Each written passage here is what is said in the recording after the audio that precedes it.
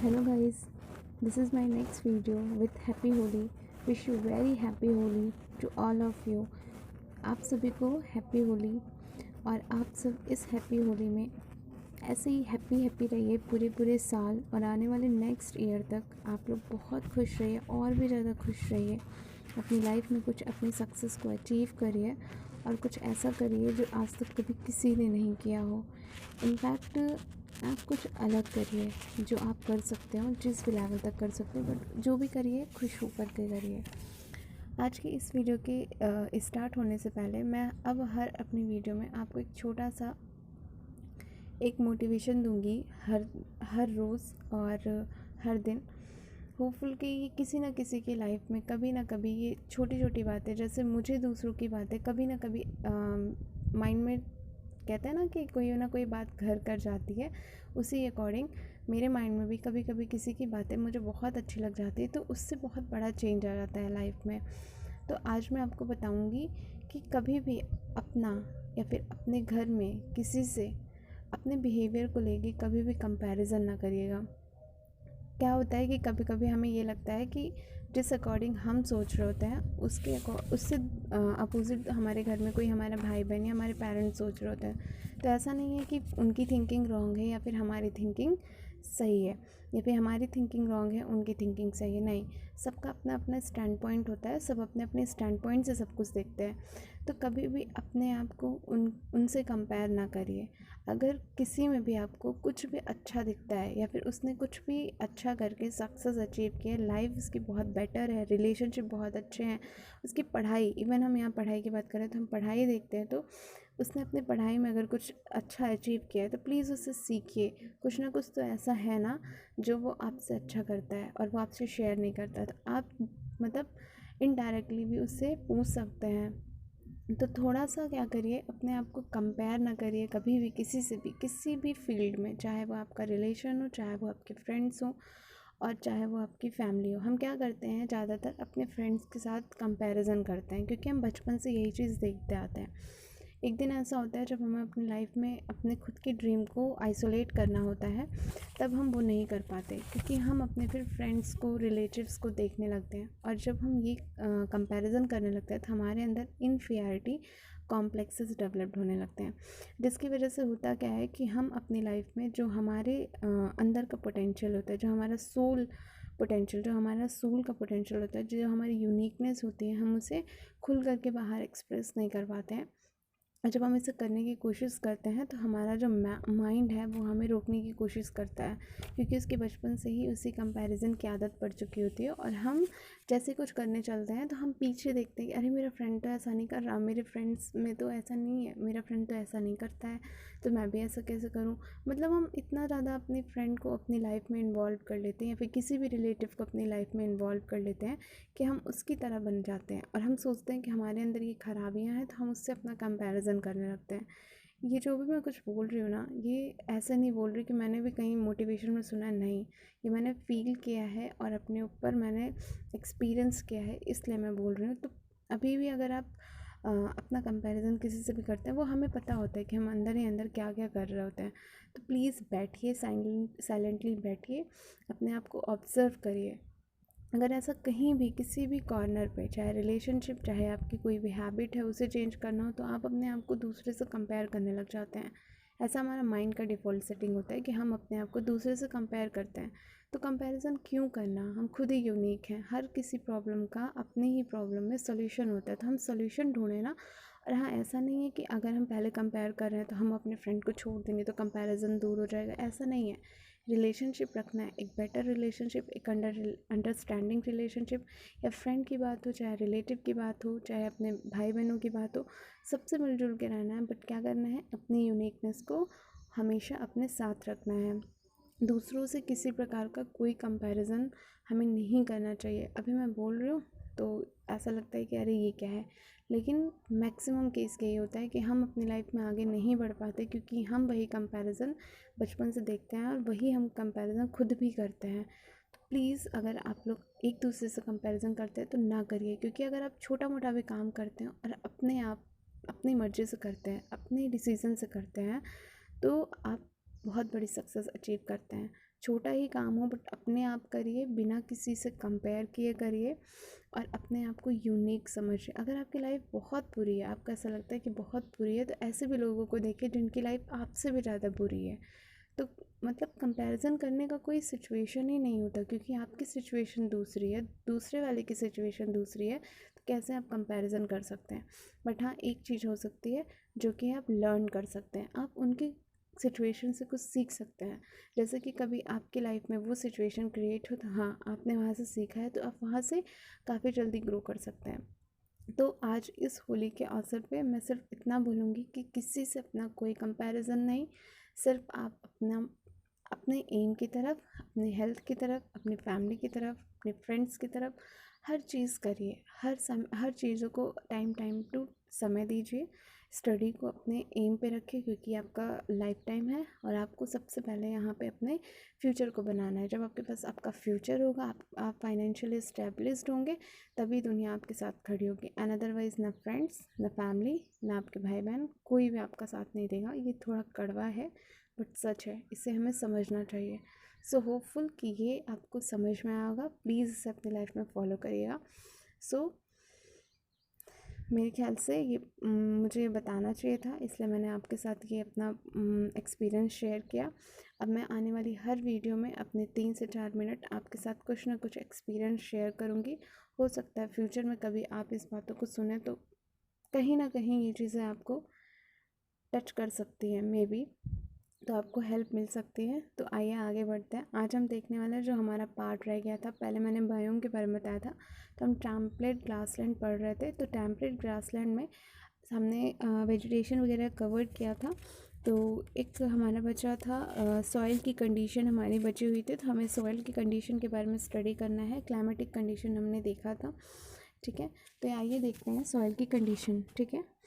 देखिए, temperate grassland जो होता है, have not summer and cold winter, तो उसमें वहाँ नहीं होता। The soil of the temperate grassland की जो सॉयल होती है वो काफ़ी डीप होती है एंड डार्क कलर्ड होती है विथ फर्टाइल अपर लेयर। जो यहाँ की लेयर होती है ना, वो बहुत ज़्यादा फर्टाइल होती है, ठीक है। It is a nutrient rich होता है from the growth and decay of deep many branch grass roots जो होते हैं, यहाँ बहुत छोटे छोटे, मैंने बताया था, ग्रासेस होते हैं। तो ग्रासेस जल्दी डिकेज करते हैं। इनकी जो रूट हो गया, आपने देखे होंगे ग्रासेस के, तो वो बहुत ज़्यादा डीप होते हैं। तो उनको जब वो मतलब डिके जब होता है उनका, तो बहुत ज़्यादा न्यूट्रिएंट जो होता है वो सॉइल में मिक्स हो जाता है। The rooted roots hold the soil, ठीक है, टुगेदर। जो रूट होता है वो सॉइल को बहुत अच्छे से पकड़ के रखता है and provide a food source for living plant. और लिविंग प्लांट को क्या करता है, एक सोर्स देता है। जैसे जो प्लांट डिके होते हैं वो प्लांट न्यूट्रिएंट के फॉर्म में कन्वर्ट हो जाते हैं। अब वो न्यूट्रिएंट के फॉर्म में कन्वर्ट होने के बाद में अनदर जो प्लांट्स होते हैं, जो लिविंग होते हैं, उनके थ्रू वो रूट के थ्रू एब्जॉर्ब कर लिए जाते हैं, है ना। तो आइए देखते हैं। जो ग्रासलैंड है पुअर सॉइल, देखते हैं। Grassland soil develop over centuries और मिलेनिया, मतलब बहुत सालों से डेवलप्ड होता है along with regional vegetation and according to local climatic condition. Tropical grassland जो होता है, soils like tropical forest soil are highly leached होता है, क्योंकि वहाँ बहुत ज़्यादा रेनफॉल होती है। And have moderate to poor nutrient, मतलब न्यूट्रेंट वहाँ बहुत कम होता है एंड ह्यूमस कंटेंट भी वहाँ पे बहुत कम होता है। फिर कहते हैं कि why grassland are very rich soil, कहते हैं द ग्रासलैंड इकोसिस्टम जो होता है, itself influence soil formation होती है वहाँ पे, ठीक है। And this causes grassland soil to differ from other soil से डिफर करती है।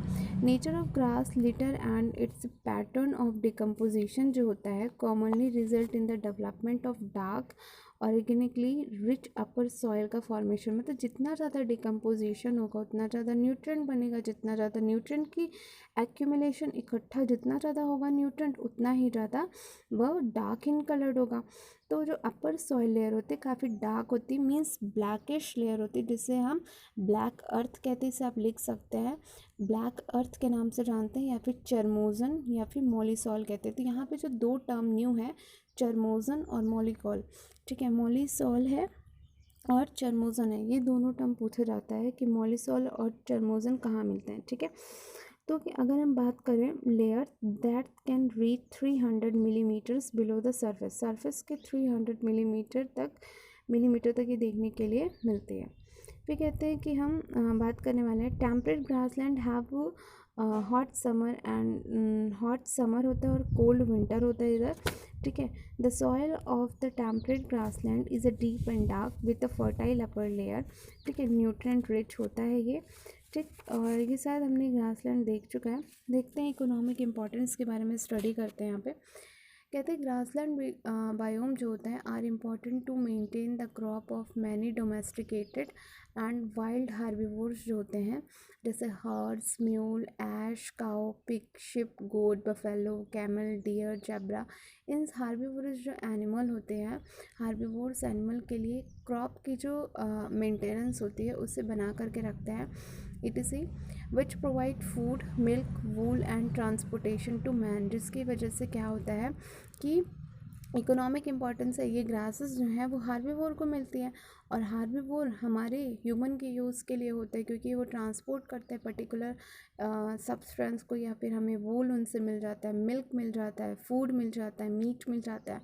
तो हमें वहाँ से क्या होता है, डिफरेंट टाइप के बाय प्रोडक्ट्स जो हैं वो हमें ग्रास के फॉर्म में मिल जाते हैं। मतलब ग्रास जो होती है वो इनडायरेक्टली ह्यूमन के यूज़ में आ जाती हैं, ठीक है। इसलिए इकोनॉमिक इम्पोर्टेंस भी शो करती हैं, ठीक है। अब देखते हैं थ्रेट क्यों हो रहा है यहाँ पे, टेम्परेट ग्रासलैंड का थ्रेट क्यों हुआ। Threat to our native temperate grassland include clearing मतलब सफाई कर देना वहाँ की, न्यूट्रेंट इनरिचमेंट का मतलब न्यूट्रेंट का इनरिचमेंट हो रहा है, मतलब वहाँ बहुत ज़्यादा न्यूट्रेंट नहीं है। इनकॉर्पोरेट ग्रेजिंग, बहुत ज़्यादा ग्रेजिंग है।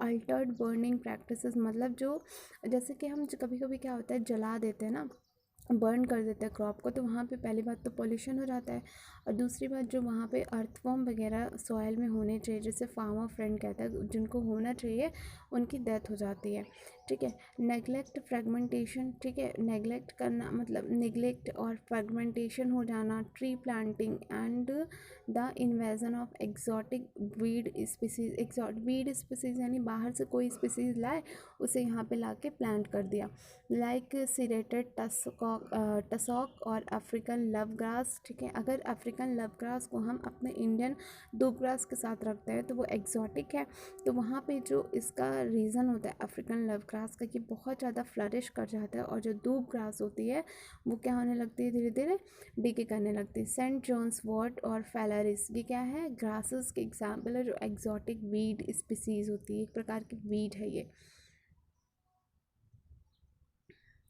What are a major environmental threat faced by temperate grassland? Temperate grassland में कौन कौन से थ्रेट है जो फेस किया जा रहा है।